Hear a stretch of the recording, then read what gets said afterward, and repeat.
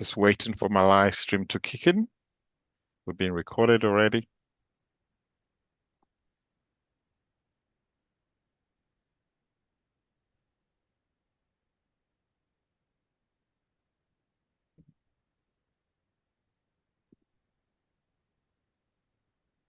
Okay, and we're good to go. So I want to welcome everyone once again. It is nice to have you here with us today. I can see a number of faces, and I just want to welcome. Um, I know I'm not going to go around the whole house and welcome everyone, but I want to mention a few names that I've never seen before because I believe in making everyone welcome. Ezra, you're most welcome. Polina. Now you're gonna help me, Yevgenia. Fantastic. Adeyanju, we've seen you before. Agnes. Um, Sana. Have I pronounced that name correctly? Sana or Ksana? Please help me. Tana, yes. Thank you. Hi. You are most welcome. Thank you. Okay. That was not my recording. Now I understand. This is now my recording. So, you are most welcome, everyone. It's such a pleasure to have you here with us this evening. And what I want to do is just to make sure that everyone is in the correct session that they wanted to attend. Today is all about Sarah Short of the Coaching Revolution presenting to us how to find clients who pay a professional rate for your coaching. I'm going to repeat that topic again. How to find clients who pay a professional rate for your coaching. Sarah Short of the Coaching Revolution. Sarah is renowned for turning qualified coaches into well-paid professionals. Now, this session is being recorded, as you probably have gathered by now. And for those who are eligible to claim ICF CCE units, I will share the certificate with you after the event. So, you are all welcome today. What I want to do is invite us all to get connected. So, show of hands, who likes getting connected, please?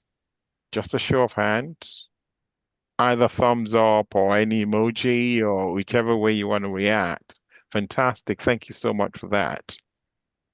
So, I've just got a few introductory questions.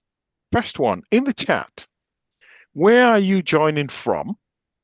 And what is one word for how you're showing up today? Answers in the chat box, please.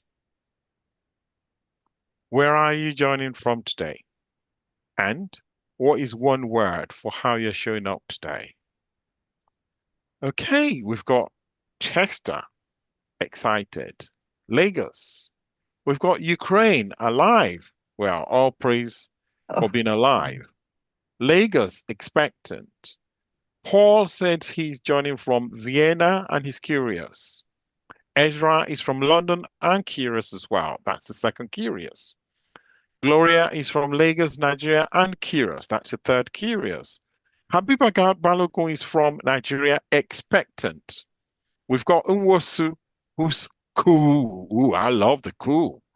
We've got Ehoy Ameogie joining from Lagos, curious. We've got Adeyanju, United Communities of Lekki, excited. And we've got Yevgenia, Crystalland, Christian Sand, Norway, open to learn. Can we give a big round of applause to that, please? Open to learn. We've got Jemima, Accra, Ghana, expectant. We've got Tina Odoji, Lagos, curious. And the list goes on and on. Keep it coming, please. Keep it coming. Lagos from Titilayo, Akisoya, anticipatory. And we've got Folake AA, Johannesburg, wondering. Ooh, I wonder what Folake is wondering about. Thank you so much about that. Thank you. Well, Let's move on. Second question. In the chat, what has been your biggest challenge in growing your coaching practice? Answers in the chat. What has been your biggest challenge in growing your coaching practice?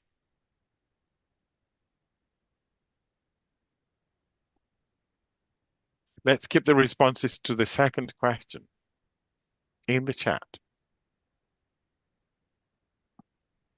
Attracting well-paying clients. That's from Paul Maselli. So we're going to start making note of these now because we're going to address each and every one of these. Effectively managing multiples of clients. That's from Habiba. And Gloria has shared showing up on social media consistently and speaking to my niche. Yevgenia said lead generation. Paulina said finding clients ready to pay the price. Ooh, don't we like that? And we have from Nwosu getting clients that is well paying. Fantastic. Thank you so much for that. Keep them coming. Keep them coming. It's all going to be there in the chat, and we're going to make sure that we keep an eye on that and address all the sharing that you've got coming. And finally, what is one? Oops, just a second. What is one thing you hope to leave with by the end of today's session? Answers in the chat, please.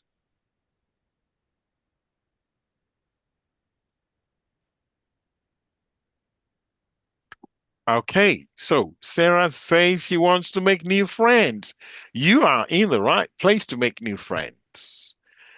Gloria said a roadmap. And from Emmanuel, we have clarity and tools for success. And from Adora, we have how to create raving fans. And we've also got from Ahoy, putting the work into generating a pool of quality clients from Titilaya Akisaya, more equipped. And we have a hand raised already. I just want to acknowledge the hand, whether it's a question or a contribution. Nwosu, do you want to put into the chat box what you want to share with us? And we've got from Paulina, with clarity, what is the next step for me to build profitable practice? Sarah, please, are you making note of all these I am questions? making notes. I One am making, thing we they're all want to basically leave the with. same thing, aren't they? How do I find clients who are going to pay me a Mm, proper rate? fantastic, fantastic. Okay, without further ado, I'm just going to check in with Inwusu because the hand is still raised. I don't know whether it's a legacy hand, so I will come to that later. So let me move on to the next slide. And here I just want to talk about our wonderful speaker. It is my pleasure. Okay, now I'm going to invite Inwusu. Inwusu, what is it you have your hand raised for, please? Do you want to unmute yourself and ask what you want to ask so that we can move on? 1, 2, 3, gone. Okay. Hello. Yes. Can I invite Hello. you at this point? What do you Hello. want to share with us, please? Sorry. I actually raised it in error, but my whole attention is on getting the insights on getting Okay. well-paying clients. Thank you. Fantastic. Thank you Brilliant. so much. Thank you. Okay. So, I want to introduce the speaker. It's my pleasure, actually. Sarah is the founder of the Coaching Revolution, where she and her mentor team have helped coaches build financially viable coaching businesses since 2017.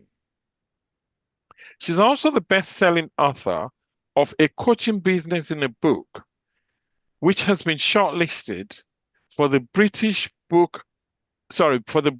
Business Book Awards in 2025. Sarah is passionate about helping qualified coaches such as you and I move beyond simply having coaching skills to building sustainable and profitable coaching practices. Please join me in welcoming Sarah. Now, we're not going to end there. By the end of this session, you will walk away with a few things. First of all, you're going to have an understanding of why having a focus for your marketing is essential to your success. Secondly, you will have an understanding of why a niche is important. And finally, you will have an understanding of how you will choose a niche. Sarah, we're delighted to have you with us today. Over to you. I'm going to stop sharing my slides now. Thank you all. And can I invite everyone to please welcome Sarah with an emoji or whichever reaction you choose to. Please welcome Sarah. Thank you very much. That's really kind of you. Thank you very much, Femi. And thank you, Adionju, for putting me in touch with Femi, what feels like years ago, to run this session. Hello, and if as many of you as possible, once you've finished eating and traveling and doing all the things that you're doing, could turn your cameras on, that would be really helpful to me, because what I'm going to talk about is quite counterintuitive, and some coaches can find it a bit confronting. And if I can see your face, I can save you from disappearing down a rabbit hole of panicking that you are not sure what it is that I am saying or that you've misunderstood. And I'm very, very good at spotting when somebody's gone, hang on a second, that doesn't make sense. What I want to talk about this evening is the fact that so many coaching businesses just disappear. Let me tell a story that we will all recognize. We find coaching somehow, and we've all got our story, haven't we? And coaching changes our lives, and we're like, this is amazing. I didn't know I had a thing, and it turns out I do have a thing, and this is my thing, and I love it. And I'm going to be able to change people's lives. I'm going to be able to help them become the best versions of themselves, and I'm going to be able to help them achieve stuff that they would never have achieved on their own, and I am going to have a positive impact on the world. And when we are there with our shiny certificate, I mean, even before we get to ACC and get our credential, when we've kind of finished our coach training and we're helped to build up our hours, and it's an exciting time. And I don't believe that coach training schools are turning out lousy coaches. I don't believe they are. I think they're turning out very good coaches. And I have yet to meet a coach who is not passionate about coaching. And then somewhere between that day with a song in our heart and a similar date a couple of years later, we go from, I found my thing and this is it, and I'm off to make an impact on the world, to saying the coaching profession's saturated.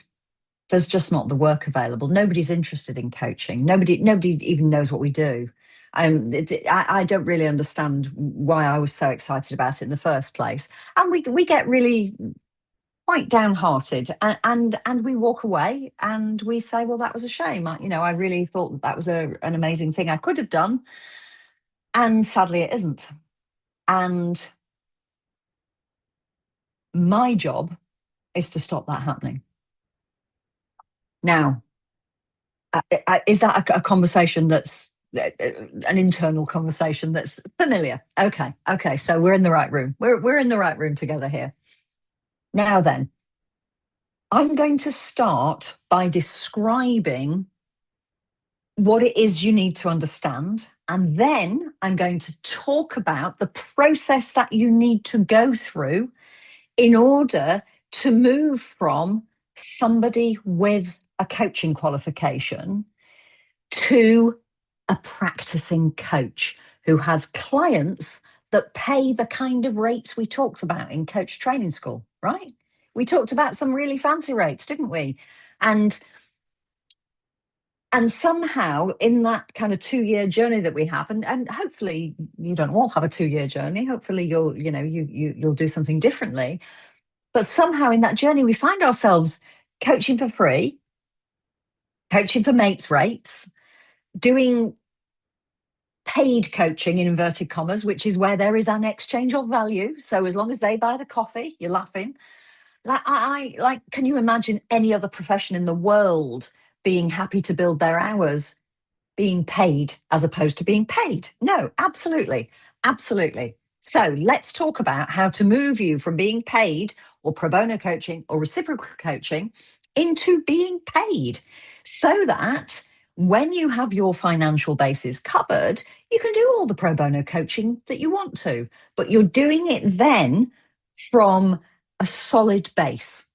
Because when we have our financial bases covered, then we're not worrying about, how we're going to put the next meal on the table. I appreciate that's a bit dramatic, but you know what I mean. We're not worrying about how the mortgage is going to get paid next month. And we can be versions of ourselves without all that pressure.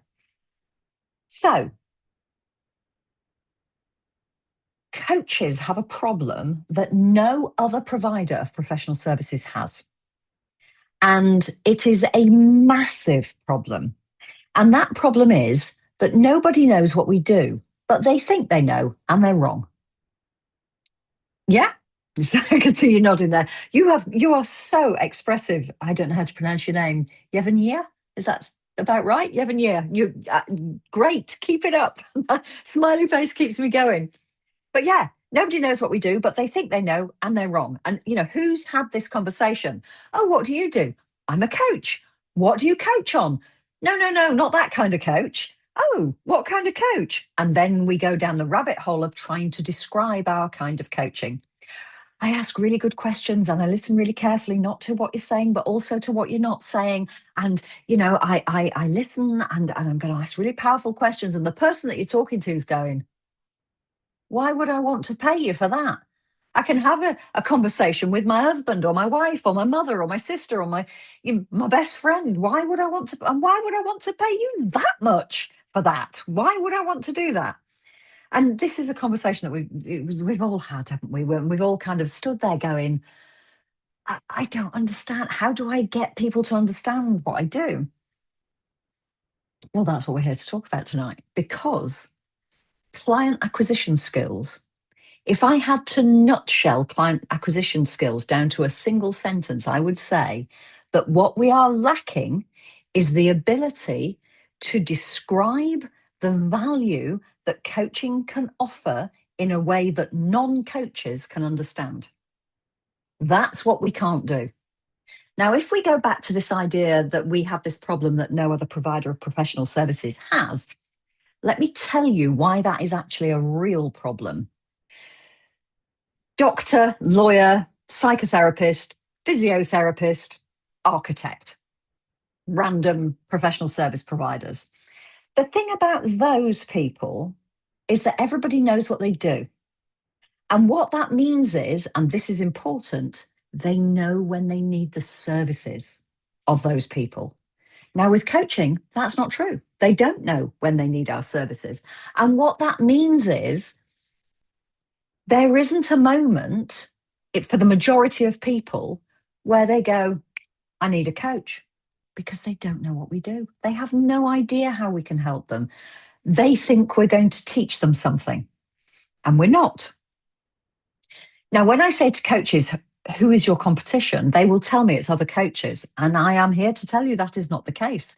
For the vast majority of people, where they are going to try and solve the kind of problems that coaching can help with is podcasts, self-help books, YouTube channels, that's where they're going, because the kind of things that coaching can help with tend to have an element of shame attached to them, even when they shouldn't, even when there's no logical reason at all for there to be an element of shame. The person with the problem feels like it's a them problem, not a problem for the situation they're in. So, for example, the new leader, they are sitting there going, this is awful. I was really good at doing the doing, and I was promoted, and I'm now leading a team of people who are doing the doing. I miss doing the doing. I'm managing this team of peers who are no longer my peers. They're now my direct reports. And I'm worried that they think I'm too big for my boots. And I'm worried that they think I'm bossy or that they're not taking me seriously. And I'm worried that the guy who promoted me or the woman who promoted me, that they're regretting it. I thought I was going to love this job. And in actual fact, I absolutely hate it. I wish I'd never taken this job.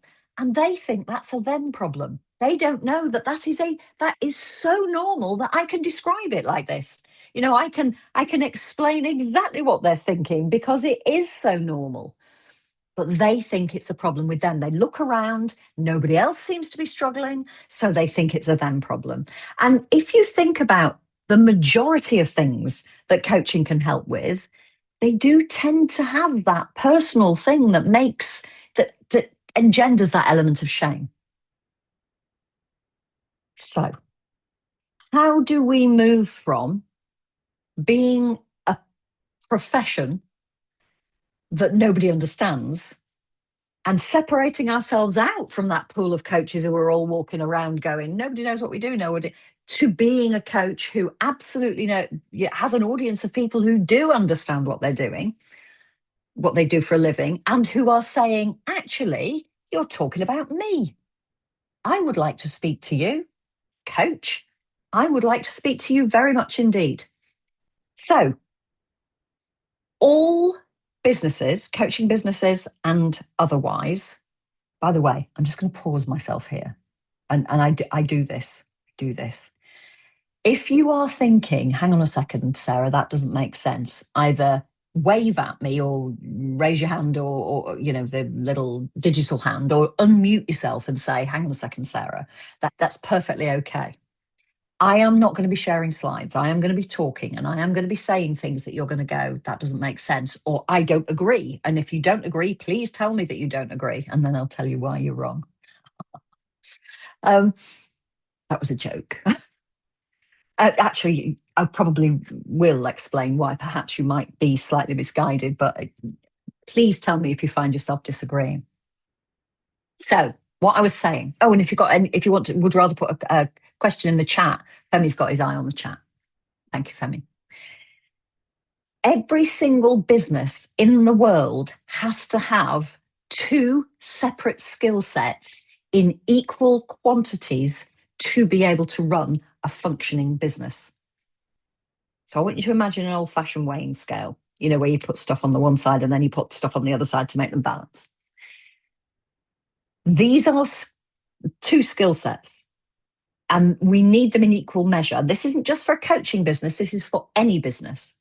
On one side, we have our delivery skills. So for us, that's our coaching skills. And we may have consulting skills and practitioner skills and facilitation skills. And we may have transactional analysis or NLP. All of those things sit on this one side. Some businesses have a product, but that would still sit on the delivery side. It's the thing that we are selling. The tools that we have, the skills that we have on this side of our weighing scale are not client acquisition tools. They are delivery tools. On the other side of the scale, equally important, but completely different, are the skills we need to create the opportunities to do that delivery. And they are client acquisition skills, which are predominantly marketing and sales skills. And that's where I sit. That's where the coaching revolution sits. We are experts on this. They're all qualified coaches, but this is where we are experts. Now, in order for you to have a business, you have to have clients who are paying you. If you do not have clients who are paying you, and I am apologizing in advance for anyone that this is going to make you go, ouch, you don't have a business. What you have is a hobby. And with coaching, it can get to be a really expensive hobby, because in my experience, which is now, nearly 9 years of this, and we've only ever worked with coaches, and I spend all day, every day talking to coaches. I am very, very knowledgeable about this side and where people struggle, which is why all your questions you're asking, I was like, yeah, I've got this. I know exactly what you need to hear.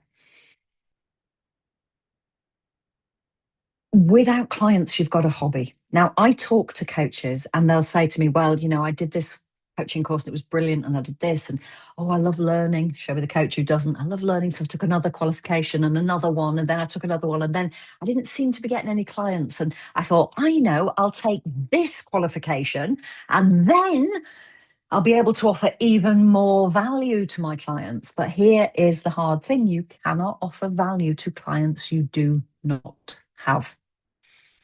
And what I tend to find is that we have coaches who this side of the scale is touching the floor and this side is kind of wafting around up here somewhere with nothing in it at all. Now, client acquisition is a professional skill in the same way that coaching is a professional skill. And yet, for some reason, and I'm going to explain the reason, we all think we should be able to do this bit, that it's just common sense. That, we're clever people. I've never met a daft coach. We are resourceful. We are intelligent. We are used to being able to improvise or wing it, and that work. And with this, it's not working. It's not working. And so we find ourselves going, I don't understand. I've tried everything that was suggested to me at coach training school. Tell my story to build rapport. Number one, nobody cares. Nobody cares about our story. What they care about is what we can do for them. Number two, network, but nobody knows what I'm talking about. So I say I'm a coach and they go, what do you coach in? And we have that whole on repeat conversation. I've built a website and it's all about me. It's like an online CV. This is who I am. These are all the different kinds of people I can coach. This is my coaching philosophy. These are my qualifications. Like, nobody cares. Nobody cares about us. And if we think about that for a minute, I don't mean to be flippant or unkind, but when we are the consumer, we don't care about all of those things from somebody that's going to provide a professional service. What we want to know is, what is it? How will it help me? Will it bring about the outcome I want? And what does it cost? That's what we want to know. And so client acquisition is about being able to articulate that in a way. Okay, Gloria, I see you. In a way that non-coaches can assimilate. Now, Gloria, the reason that I say nobody cares about our story, we care. We care about each other's stories. We care very much indeed. A potential client, can you imagine if you went to the doctors and you said, oh, I'm not feeling very well. And the doctor said, oh, I've got an ingrown toenail. We don't care. I mean, I'm very sorry that you've got an ingrown toenail. I'm sure it's very sore, but I don't care. I want to talk to you about my sore throat. And it's the same with our kind of sharing our story to build rapport. People don't care. What they want to know is what we can do for them because they don't know us. When they know us, when we have a relationship with them, then they care. Then then we're real human beings. And then, we're no longer a professional service that they might be interested in. We are humans delivering a really intimate service. But before then, when we don't know them and they don't know us, they don't care about our story. And it doesn't build rapport in the way we were led to believe it will. It doesn't build rapport in a way that makes people go, gosh, this is the awful story you went through, and this is how coaching saved you, and that's marvelous, and I want to work with you, because they still don't know what coaching is. And one of the things that I was delivering a session like this not so long ago, and a coach who is an executive head. So this is a head of a number of secondary schools in the UK. And she said, well, I just think coaching's too expensive. If it was 20 or 30 pounds a session, there'd be far more demand for it. No, there wouldn't. People won't pay 20 or 30 pounds for something that they don't understand. It's not a price problem. It's a comprehension problem. Now, if I say to you, I'm going to ask you a question now. Let's get answers in the chat, please. What outcome can your client reasonably expect from working with you? Give me an answer.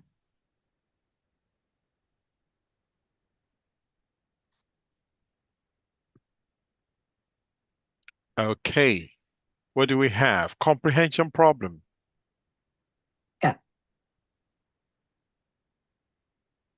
What else do we have? Keep it coming, please. The Can I questions in the tell you chat. clarity? Okay. Brilliant, Gloria. Thank you. That's great. Growth. Okay. Options Right. to explore. It's all right. I don't need any more answers because you have beautifully demonstrated the point I want to make.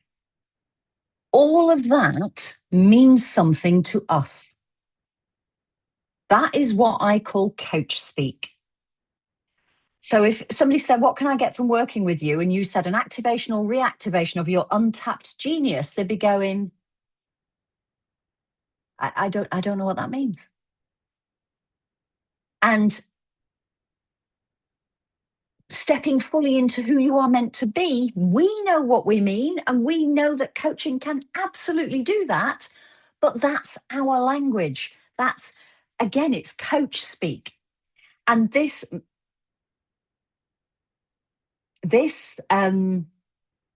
moving to tranquility and control, yes. I understand what you're saying, but all of you are talking in coach speak. Now, I had a coach tell me that she wanted to help women step out of the darkness and into the light. And even I didn't know what that one meant. I was like, okay, I speak coach speak, and I didn't know what that meant. If we go back to this, often when I say to coaches, what can your clients expect from working with you? They'll say, it depends. It depends who they are. It depends what they want. It depends how hard they work. It depends whether or not they're committed to the coaching process. It depends how they show up in the coaching sessions. It depends on whether or not they take the actions that they say they're going to take. It depends. And that's true if you are sitting on this side of your coaching business. Because on this side of your coaching business, you are focused on your client, focused on the client sitting in front of you. Yeah. On this side of your coaching business, we are still client focused, but we are focused on a very specific kind of client. And that very specific kind of client is somebody who sits at the center of our target audience or our niche. A niche and a target audience are the same thing. Now, I have an image that I want to share.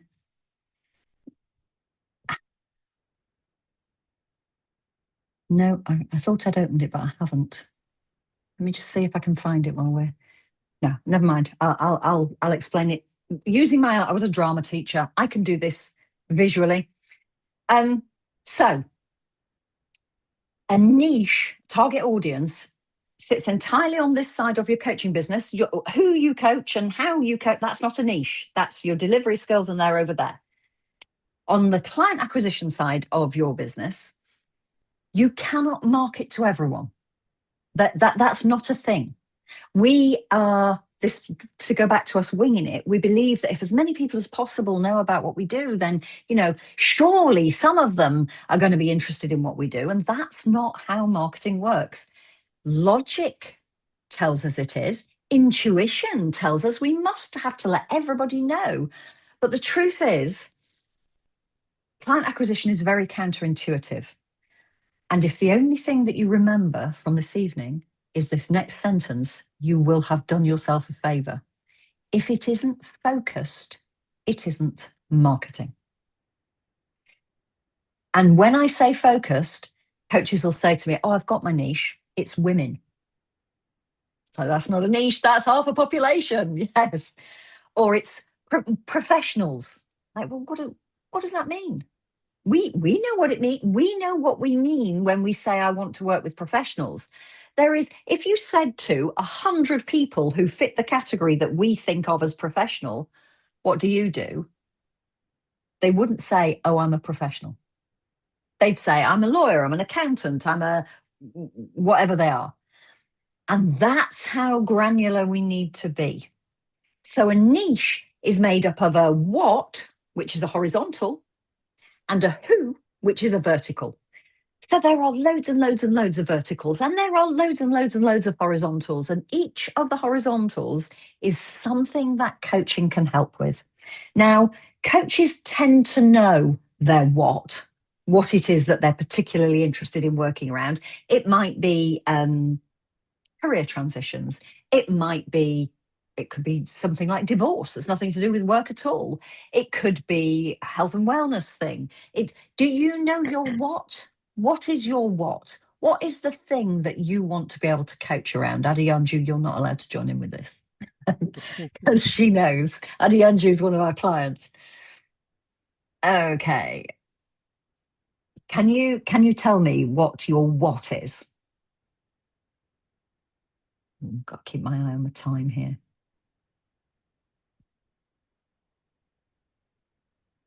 What's the thing that you really enjoy coaching around?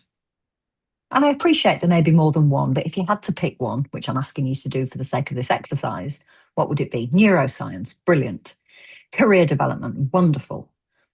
Emotional resilience, accountability. Cool.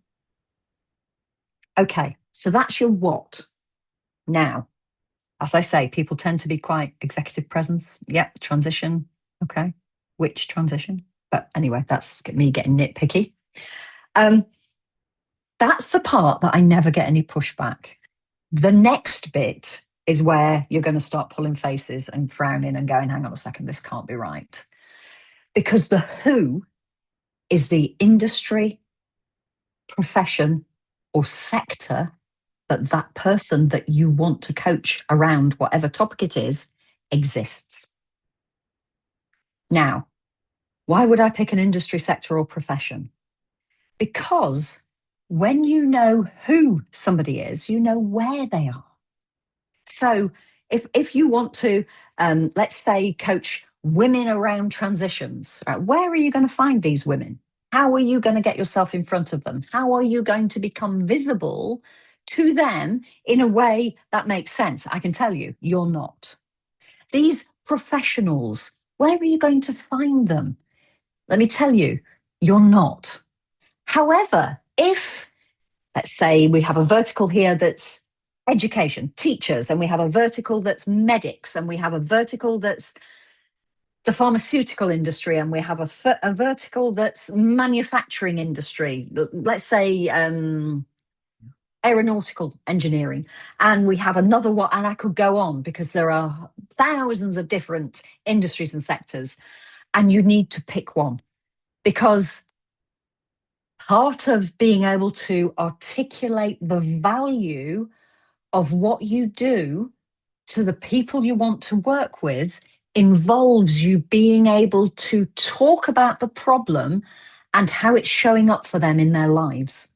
Now, that's their work life and their home life, even if the thing that you want to coach around has nothing to do with work. Now, let me give you an example of that. Let's say you are a health and wellness coach. And let's say your area of specialism is helping people move from having a pre-diabetes diagnosis to being free of diabetes, to not having any diabetes diagnosis. And you say, well, it could be anyone. Why do I need to pick an industry, sector, or profession? Why would I do that? Because think of all the people that I am not going to come across. Think about all the opportunities that I will miss out on if I get so focused. So let me do one of the, just before I say this, I am known for being a very straight talker. I never ever mean to upset anybody. And if I do upset you, do please drop me a message on LinkedIn and I will grovel because I never, ever mean to upset anyone. However, this is a bit like if you haven't got clients, you haven't got a business. Where was I going with that? I've got myself sidetracked.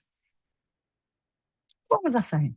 Somebody unplugged themselves and tell me what I was saying. You said, why must you have a niche when you already know you want to help Yes. people with diabetes? That's right, because I'll miss out on opportunities. Thank you, whoever said that.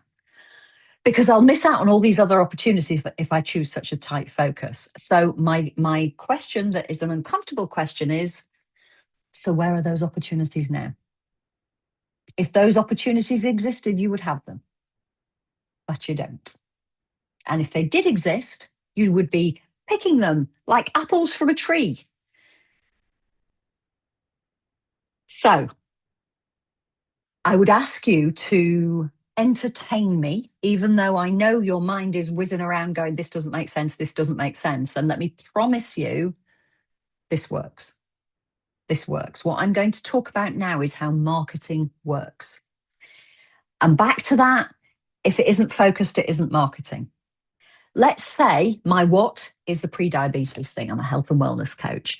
Let's say in my previous career, before I became a health and I might even still be in my career, because we do work with plenty of people who are still working when they start to build their coaching business. Let's say I was a teacher. Now,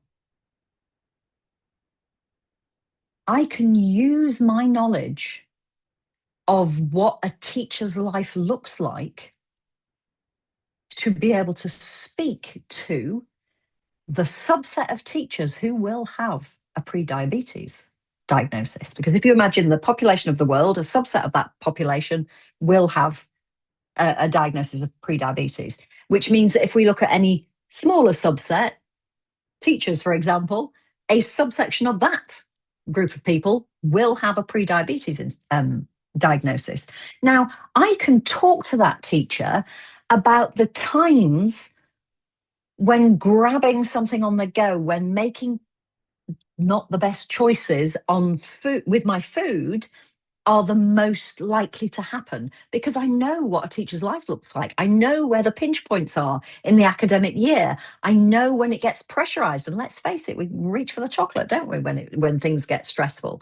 I know the rhythm of their lives. I know when they're less stressed. I know when they're more stressed, and so I can talk to that.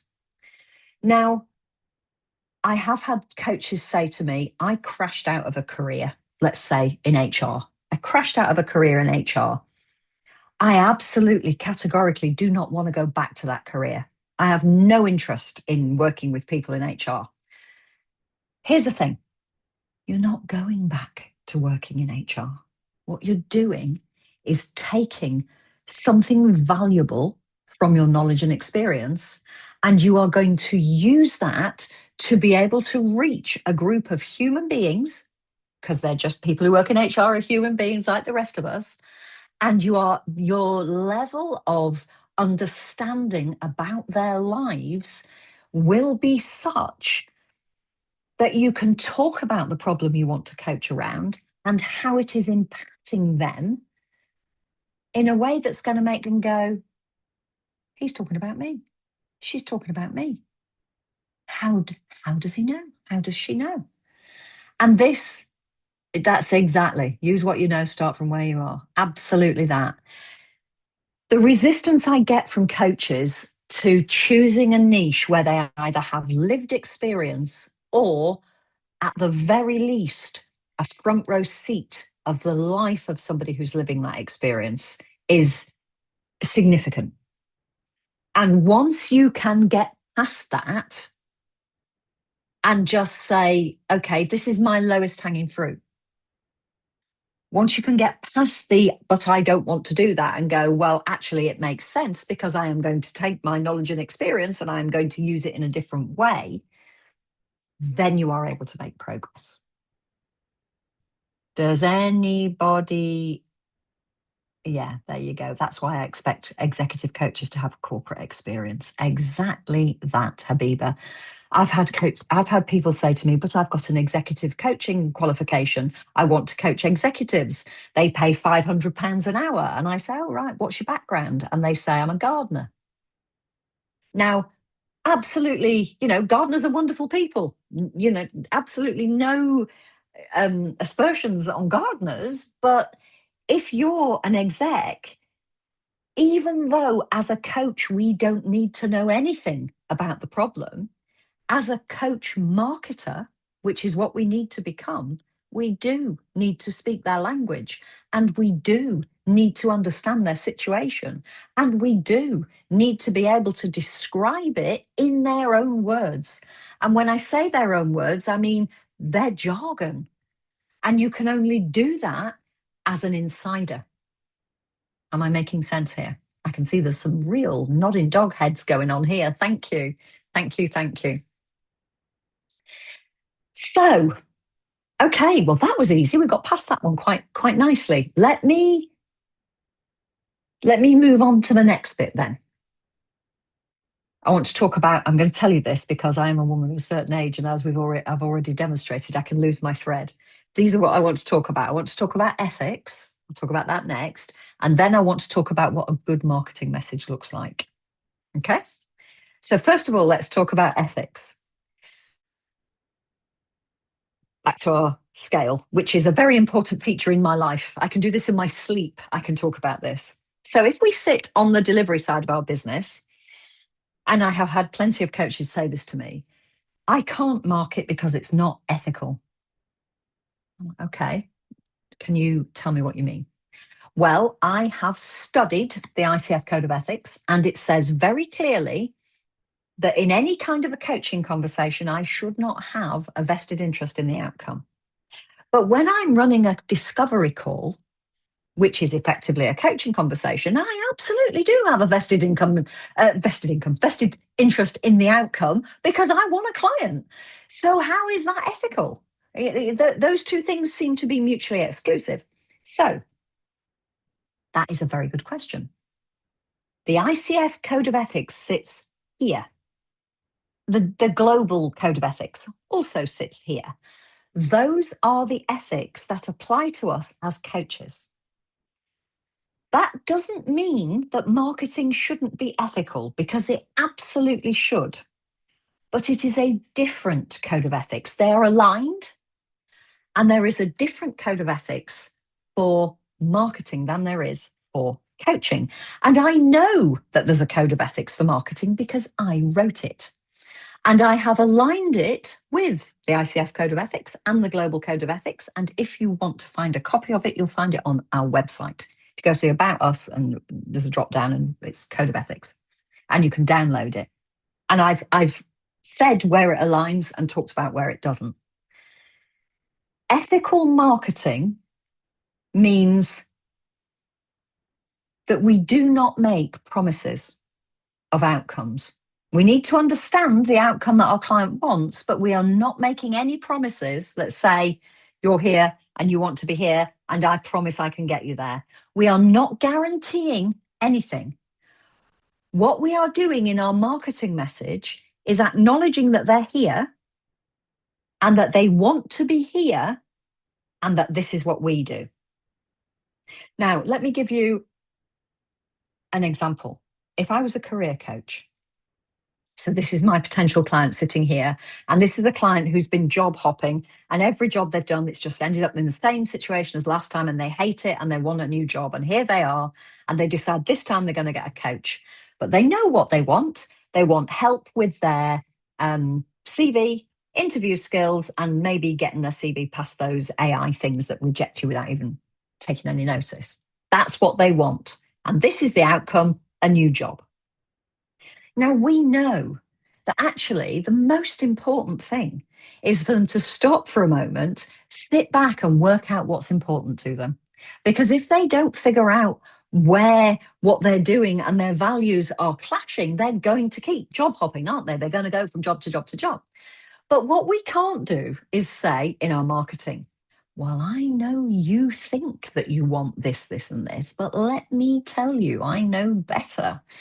Because nobody will buy what we know they need. They will only buy what they want.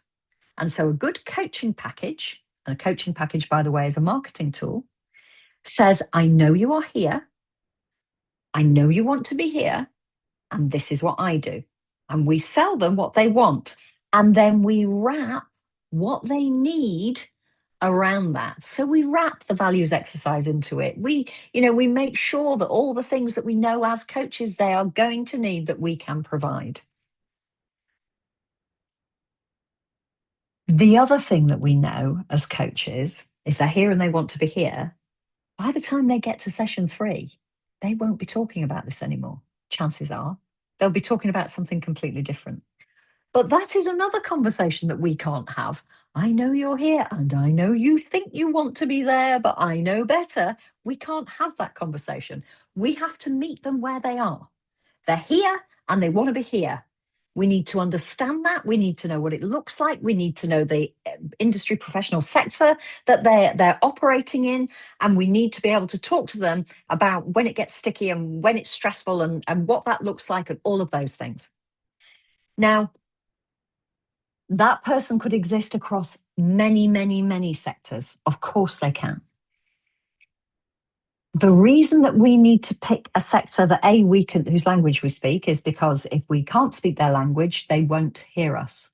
We won't be authentic. We won't be relatable. They won't think this coach gets it. They'll think, well, they won't think. They won't think.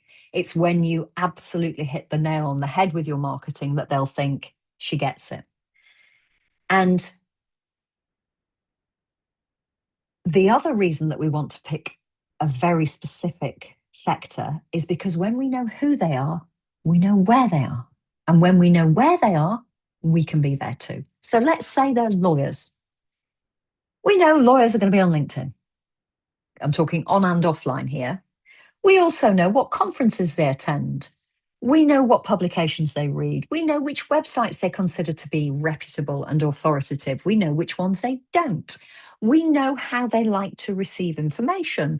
We know so much about them when we know who they are, but knowing where they are means that we can be there too.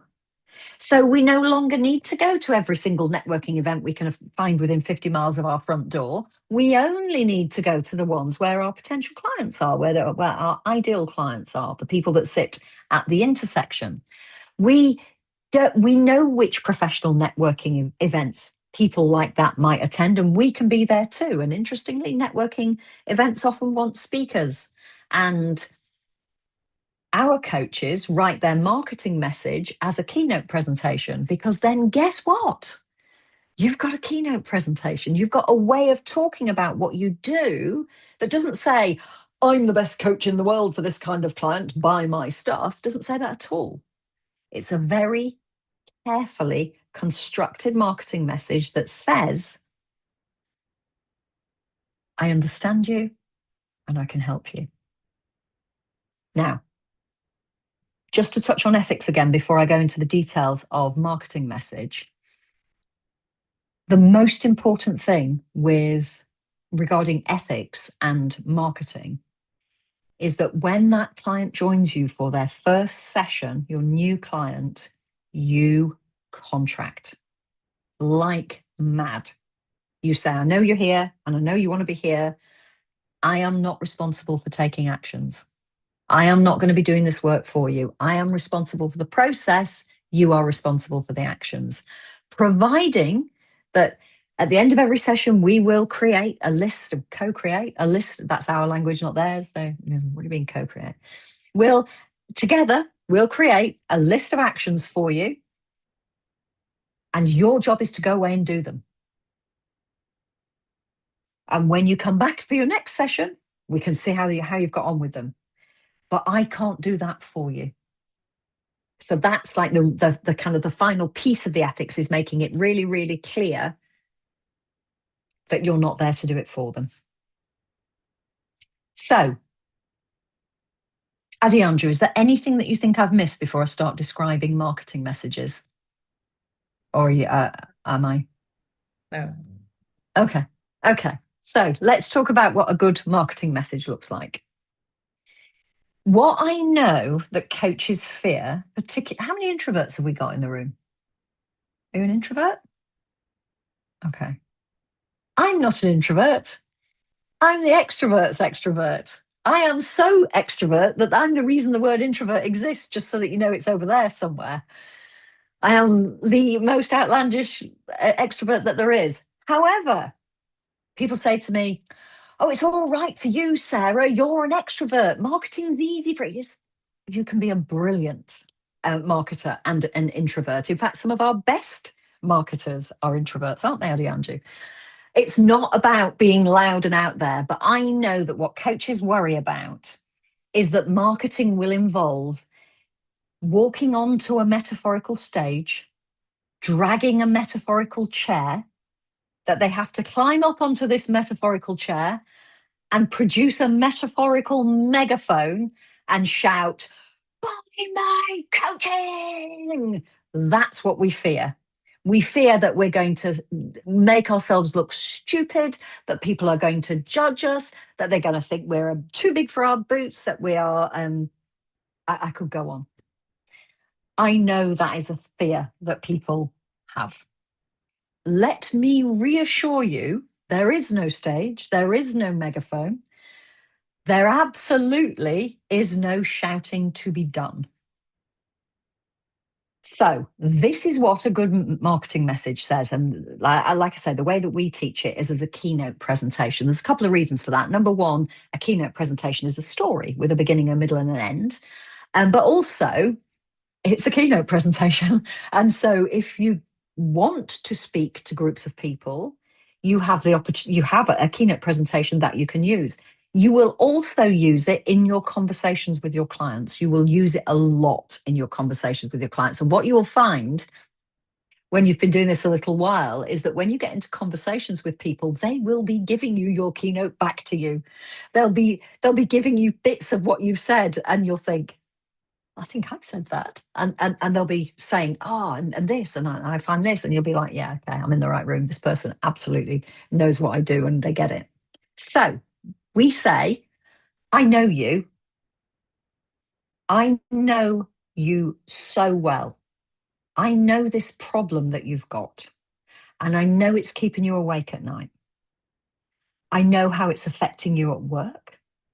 I know how it's affecting you at home. I know how it's affecting your health potentially. I mean, apart from anything else, it is keeping you awake at night, because let's face it, we've all been there, haven't we, at 3 o'clock in the morning, feeling like the whole world's had a party and we're the only ones not invited. But here is our client with this horrible, horrible problem. And we understand how it's playing out for them. We also know what they've tried in order to overcome it.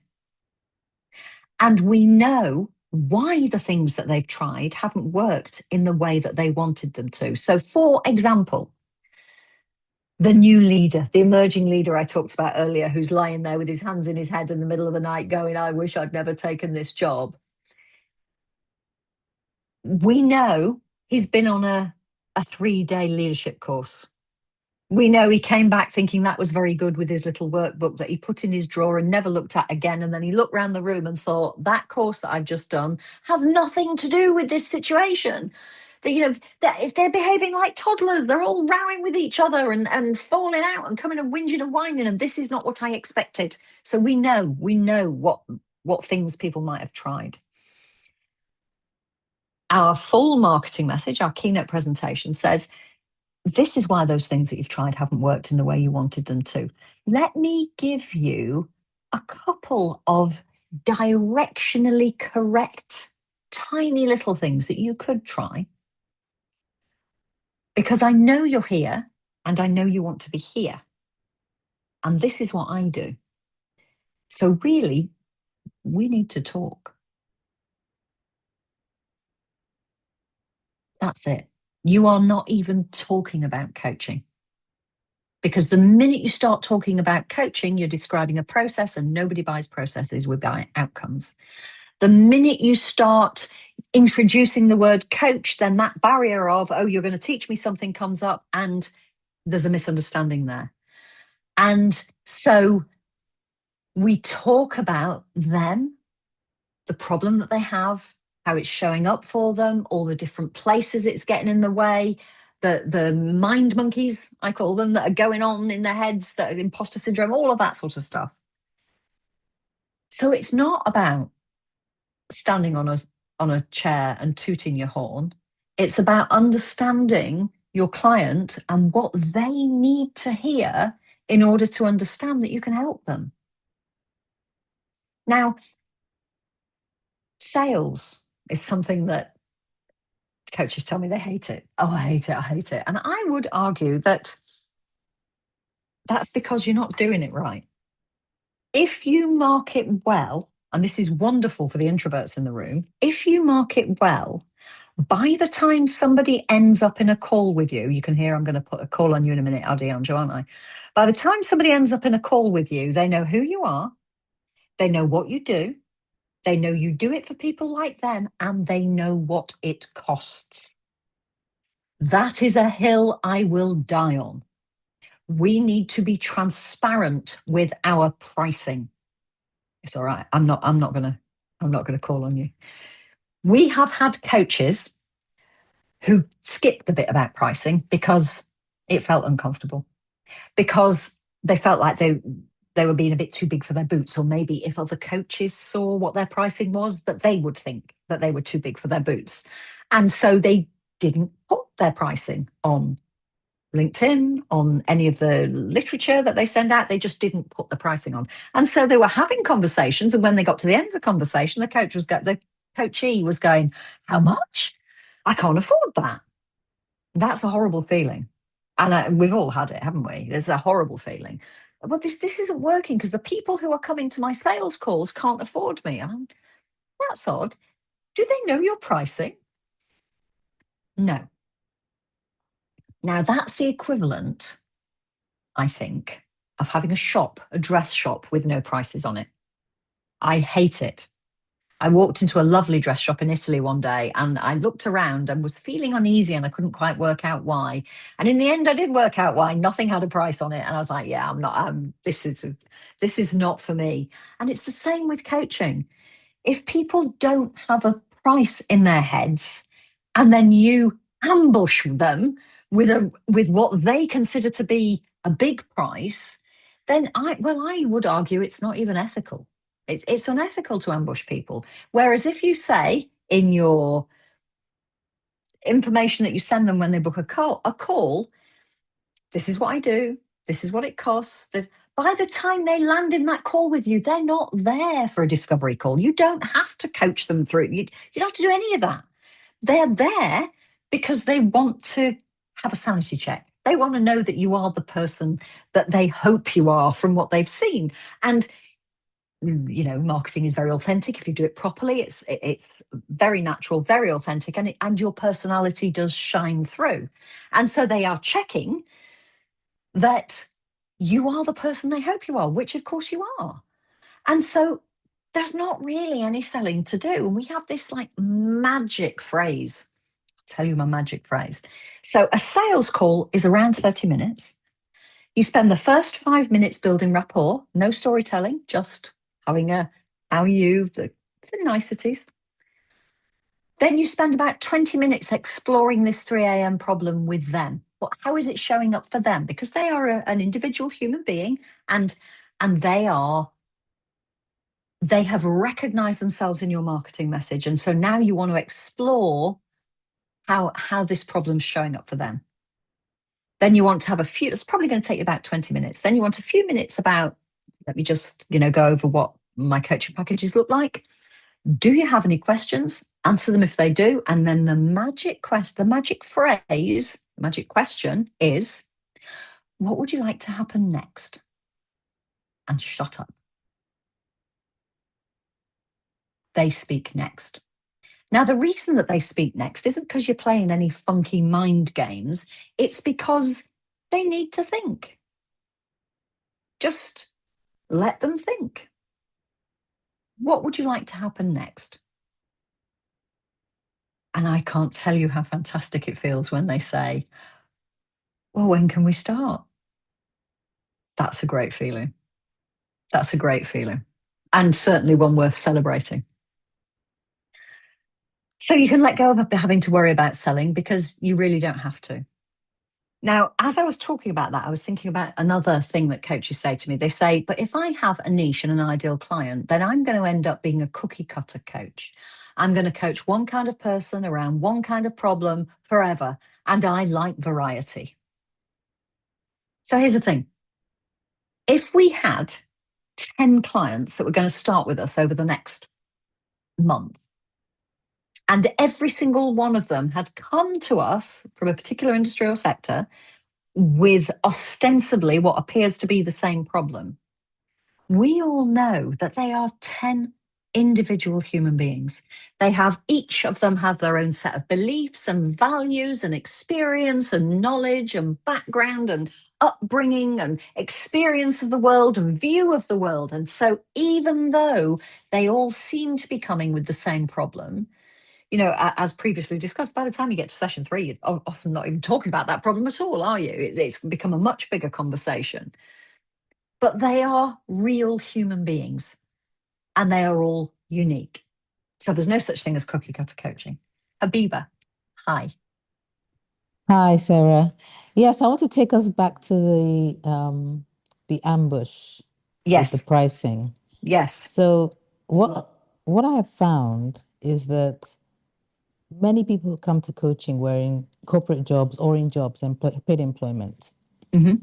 They've never had to negotiate or sell or Yes. ask somebody for money. Yes.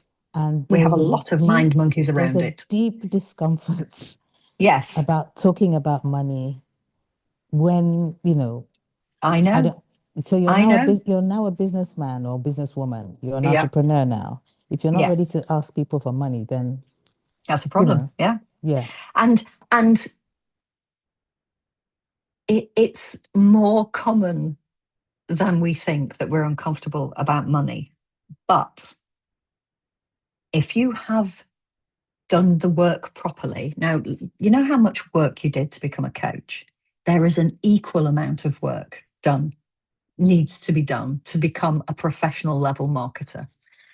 The great thing about it is it's incredibly enjoyable and it's really good fun, even though you don't think it's going to be. Now, I have a very, very strong commitment to this particular thing. If it's not fun, don't do it. Go back to work. You know,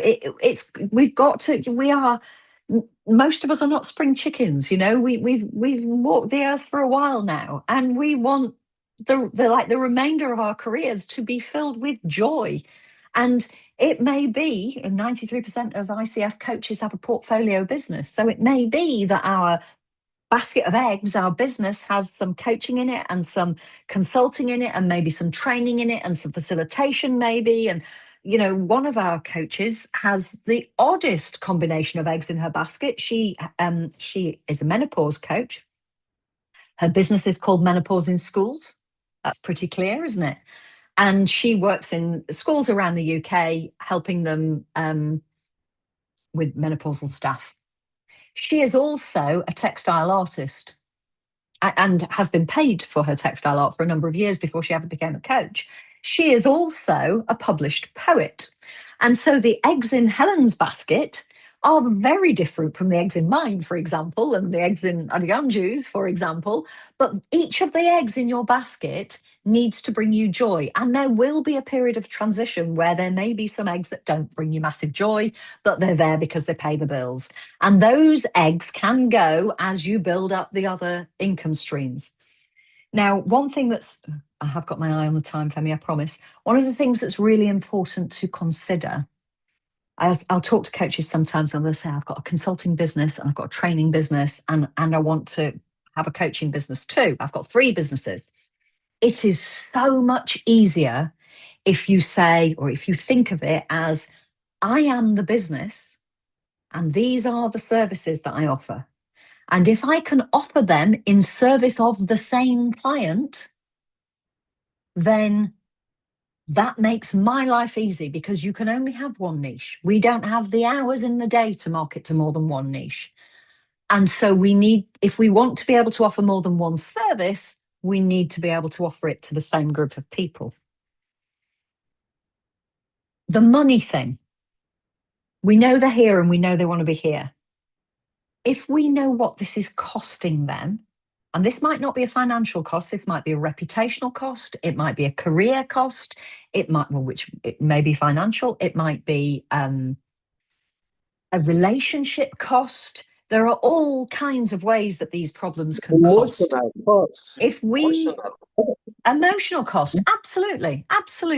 There are lots of ways in which this problem can cost people. And what the work that we need to have done is gone, what is that costing then?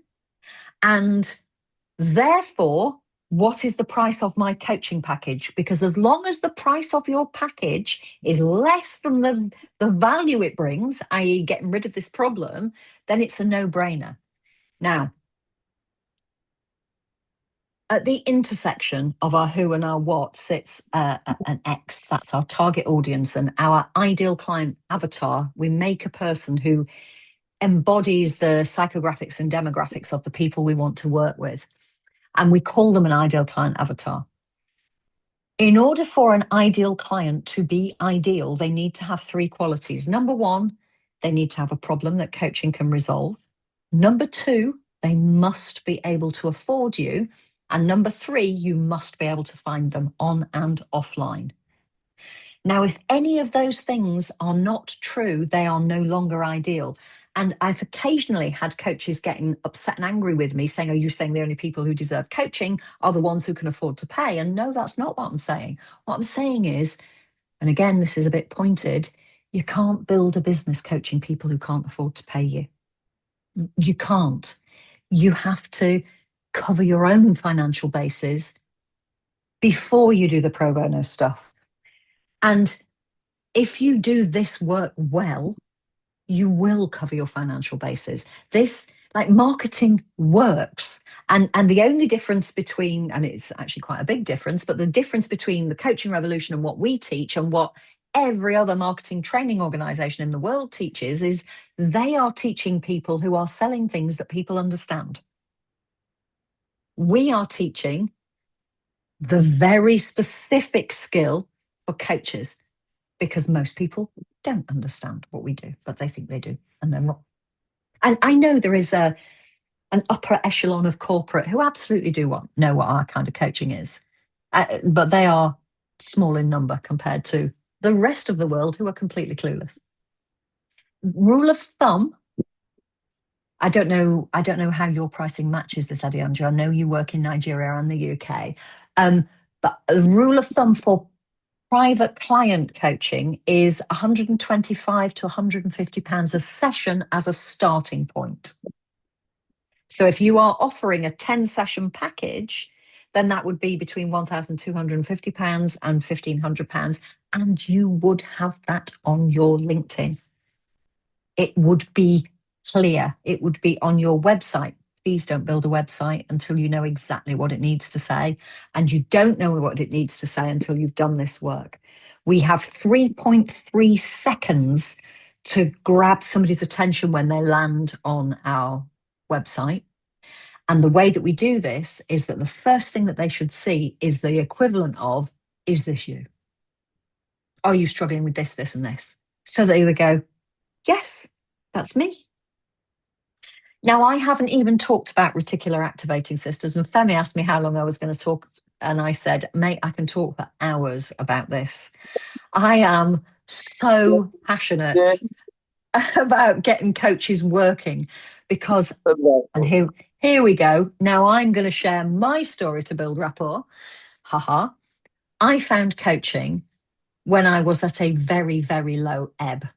My marriage had broken down. I'd had to return to the UK from Botswana. I had loved living in Botswana, and I was back in December, middle of summer in Botswana, middle of winter here, 40 degrees there, -6 here when I landed. I was just miserable.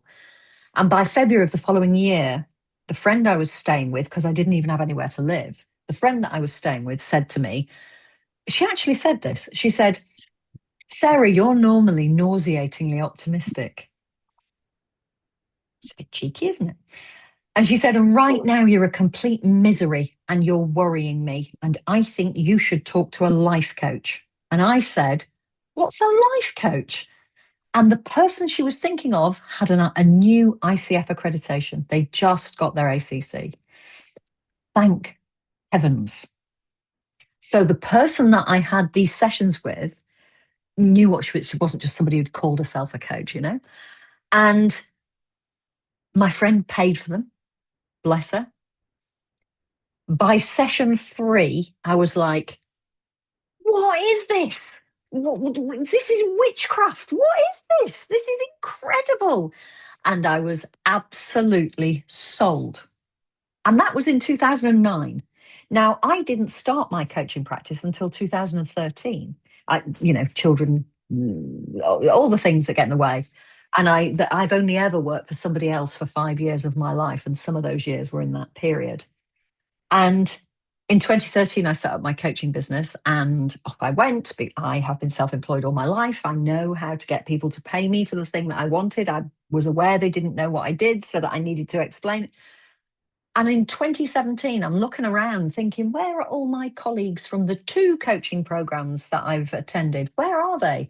And they'd all gone back to work. They'd all stopped. They'd let go of their dream because it just didn't work. Nobody was interested. And that's when we started the coaching revolution, because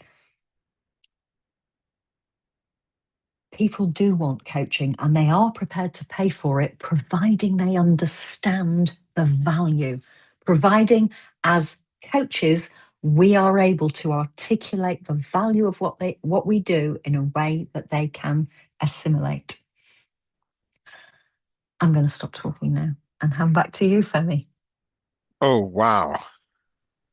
Wow, wow, wow. Can you hear me all? Can you give me a thumbs up if you can hear me, please? Now, that was for me. I don't deserve it. What I'm going to ask is please show your reactions, show your appreciation, show your emojis, whatever you want to call it, for our guest speaker tonight, Sarah Short. Thank you. Please, please, please, please. Wow. Now, I kept putting content into the chat box because I just couldn't keep up with the level of wisdom, knowledge, nuggets of wisdom that Sarah was sharing with us this evening. And what that means for us is that we are coming to the end of the evening, but we're not done yet. Oh, no, no, no, we're not done yet. In actual fact, I'd say we're only just starting. But was this session recorded? Oh my goodness, I forgot to record it. Oh my goodness. No, it's recording. Oh no, it's not. They would not be able to I'm rewatch looking at it. It Oh says no, computer Sarah. recording is on. No, no, no, that's a screenshot. Ah. Yeah, we forgot to record it. Unfortunately, for those But who you're were not live paying streaming it to attention. YouTube. Oh no, no, no, I disabled it ages ago. Oh no. Those who were not paying attention, it's on you. You should have paid attention. Now, I got your attention now, didn't I? But jokes aside, the recording will be shared with you. I'm not here to market Sarah's business for you. Everyone knows what they're going to get out of this. I know what I'm going to get out of it, and I'm not going to share my next steps. What I am going to share instead is when we started this evening, we with my screen, please allow me to get my screen back. Yep. So we said that we were going to have, by the end of the session, we said you will have an understanding of why having a focus for your marketing business is essential. Sorry, why having a focus for your marketing is essential to your success. An understanding of why a niche is important. And an understanding of how you would choose a niche. Now, what I want to invite everyone, please, is in the chat box. Kindly answer the question. Do you now understand why having a focus for your marketing is essential to your success? Do you have an understanding of why a niche is important? And an understanding of how you would choose your niche? Do not leave yet, please. We're not left. Julia is the only one who's got the answer so far. She said yes, yes, yes.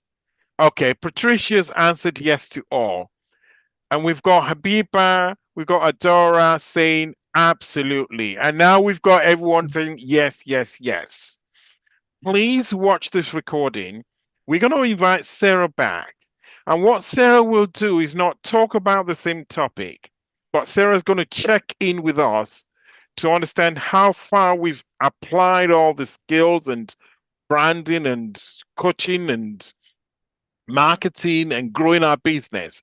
And hopefully by the time Sarah comes back, we will have a minimum of 20 millionaires. And I'm not talking about Naira millionaires. I'm talking about US dollar, sterling, euro millionaires. And we are all going to say a massive thank you to Sarah for that. So our time is moving on fast. Did I invite everyone to show an appreciation for Sarah? In case you didn't do it, can we do it again, please? Thank you. Thank you, thank you, thank you. Massive thank you to Sarah. So, in the next few minutes, and everyone, please stay with us. No one is allowed to leave. In fact, I'm going to lock the room. I want to share what's coming next. Just before we wrap up, a quick preview. We have Nafisa Muhammad Buba, ACC, a member of ICF Nigeria Charter Chapter. Do we by any chance have Nafisa in the room with us this evening? I know she told me that she had a prior engagement and she said she will try as much as possible to join. But in case she didn't, I'm going to just mention a couple of things about NAFS. Coach NAFS, as she's called. She's a Nigerian-based coach and she's in Abuja, Nigeria. She has more than 25 years experience in communications, pensions, and financial services industries. And she's a leadership and transformation coach. Now, based on what we've heard from Sarah this evening, we're going to move away from just describing ourselves as a leadership and transformational coach or how many years of experience we have in an industry. They matter, but that is not our selling point. We're going to transform our marketing and our branding using all the skills we've learned from Sarah this evening. If I'm connecting with anyone, are you not going to show any appreciation to me? Or do I not deserve it? Thank you. Thank you. Thank you. I'm only doing this because I learned from Sarah in exactly the same way as you've learned. So let's move on. I've got one important slide coming up next. Do I have Coach Chidinma Umahi in the house? Coach Adora, is Coach Chidinma here with us? Coach Adora, you can unmute yourselves. Yeah, she may be in transit. Sorry. All right. Okay. Yeah, now, I'm going to call her the way she needs to be introduced. Coach Chidinma Umahi, ACC. We want to celebrate her success. So please show some emojis, so whatever way you want to react. Thank you. Keep it coming. Keep it coming. Whoever starts off as a trainee coach at some point becomes credentialed, but that's not the end of the journey. The journey continues into how they're going to make it a business. And that's what we've learned from Sarah this evening. Thank you, thank you, thank you. So what I want to do next is just talk about ICF Nigeria Charter Chapter. For those of you who are members of the chapter, you know who your officials are. You know who your president is. I think we've got president in the house, Charles Okabuno. Give us a wave if you're there. I can't see you now because I'm presenting, but just give us a wave if you're there. Okay, everyone celebrates Charles. We have the vice president, Ahoy. We have the secretary, Nkiru. I think she's on the line. You got my good self. You got Gloria, the director of memberships. You've got, and speaking of director of memberships, please, please, please, if you're not yet a member of ICF Nigeria Charter Chapter, and by any chance you're considering joining this chapter, that's her email address there. Okay, you can reach out to her. We also have a director of programs, Taiwo Dayabaton. We have director of partnerships. Now, I'm going to spend just 10 seconds talking about partnerships. ICF Nigeria Charter Chapter is on a mission of engaging in global partnerships, not just Nigeria, but globally. We're entering partnerships and we're utilizing our opportunity to drive our marketing, to increase our business opportunities so that we can run a profitable coaching practice, respectively and individually. We also have the director of finance in the house. I think I saw Tina Odoji here. And finally, we have Petrinia, who is our Director of Communication and Marketing. Wow. Now, when you think about the board composition of ICF Nigeria Charter Chapter, almost everything that Sarah has talked about, we have representation here. The big question I have for the chapter as a whole and for the coaching profession is, how do we now want to leverage our marketing, our coaching skills? How do we want to turn it into a profitable business? Remember everything that Sarah has shared with us this evening. Let's put them into practice. Finally, I'm going to pause here for a second. For those who might want to connect with ICF Nigeria Charter Chapter, if you get hold of your mobile phone, turn on your camera, and then you'll be able to snap this this QR code. I'm going to give you a few seconds. Going. We're not done yet. I can see people are leaving. I know who's leaving. You're not going to get the recording. I know who's leaving. Sarah, is that a fair thing to do? Not to share with anyone who leaves so early? Don't share the handout because I'm giving away a copy of my book with that handout. So they can't have that if they've already left. Okay, so that's the one-page handout you gave me. I was Yeah. actually going to check in with you whether we're allowed to share that. So thank you. Please do. I can share that. Okay, but only for those who stay till the end. Who are still here, yeah. Who are still here. Thank you so much. Okay, so this is the point that I want to thank everyone from anywhere in the world where you've joined us from. Thank you for being here. We appreciate your time. We appreciate your presence. Have a wonderful evening. And I'm going to stop sharing my slide now so I can see everyone. Thank you. Thanks, Femi. Thanks, Sarah. That was awesome. Thank you. Thank you. Thank you, Femi. Thank you, Sarah. Thanks, Femi. Thanks, everyone. Thank you, Femi. Well done, Femi. Thanks, Sarah. Awesome session. Good Well night, done, everyone. Femi. Well done. Thank you, We Adeoju. didn't take questions. Someone We had didn't take. Okay, we got 2 minutes for questions. We got 2 minutes. Julia had a 2 question. minutes. Okay, Julia, do you want to unmute yourself and ask the question, please? Yes, thank you. Thank you, Sarah. You know, I agree with you in principle on being clear in your niche, but then there's the fear of missing out, FOMO. And I'm wondering, wouldn't that be boxing yourself into a corner? Well, this goes back to, Juliana, the FOMO part. If the opportunities that you were worrying about missing out on were actually there, you would have them. They're not there until you start becoming visible. I've just been talking to one of our coaches, Eric Ragundu, this evening on a podcast, and he was saying that once he's a lawyer and works in the legal profession in the UK. Once he started becoming visible, he was talking about mental health and that kind of thing. Law Care, who are a charity that work with lawyers on mental health, noticed him, reached out to him and said, oh, you know, would you... Short version is he's now a trustee with them. And people like senior partners in the biggest law practices in the world said, know you. I knew you from LinkedIn, shook his hand. Like, you become visible. You become noticed in your niche in a way that you cannot possibly across the whole population. And so this idea of boxing ourselves in is actually the opposite of what happens. And coaches say to me, I found my voice. I know how to talk about what I do now in a way that the people that I want to hear me can understand. Thank you. Makes sense. Thank you. We got time for one more question, just one. Who wants to ask a question before we come to the end of this wonderful session?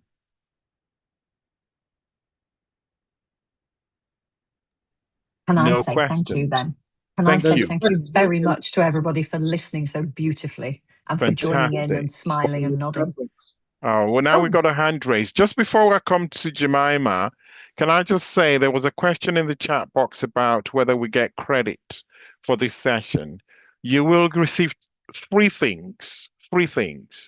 Number one, you will receive resource development credits from ICF. I will share the certificate with you before the end of next week. Number two, you're going to get a link to the session, this recording. And the third one is I've just got a one-page slide handout, not a slide, a one-page handout that Sarah shared with me. It's a valuable resource. We've still got 45 people here. I will share it with all the 45 people unless someone promises that they're not going to leave until 8 p.m., which is just about now. Okay, so that's me done. Does anybody have anything they want to say before I finally bring this session to an official close? But before then, can we just show Sarah some appreciation again? Thank you. Thank you. Thank you. Jemima, is it a quick question? Yes, a very quick question. So, I've been musing over something lately, and I'd like to take Sarah's thoughts on it. If you are interested in career development coaching specifically for students as a way of bridging a certain gap you see in the educational sector, and you are wondering how will students afford you? Does that Yeah, mean I should just rule that out, or are there some marketing thoughts for me on I think to students how and to build a students, profitable business I around that? I think it's difficult, Jemima. It's students tend to be where we go with our pro bono coaching because they can't afford a professional fee. Now, sometimes you might find that there are students whose parents would afford a professional fee for them. So that might be which universities you talk, but you're making it difficult for yourself. So when people tell me they want to coach children, it's very difficult to market to children. Yeah, I was going to say, yeah, getting sponsors, but then that's like a whole different thing, trying to get other people to pay for it. It's a better to be done, that kind of thing, after you've chosen a different niche, got your financial basis cut, and then let's worry about financial programs to cover the students, etc. It's not that students don't deserve coaching. I think everybody does. It's that they cannot afford a professional fee. And it just makes your life so much harder. And I know that there will be people in the room going, but I could do a group program and then it would be affordable. Let me tell you, marketing a group program takes 10 times the effort of marketing one-to-one coaching. You need 10 people all to agree to start coaching on the same day, and it's really hard. Okay, thank you so much. Thank you, everybody. We're going to have to respect everyone's time and stop the session now. I'm going to stop the live.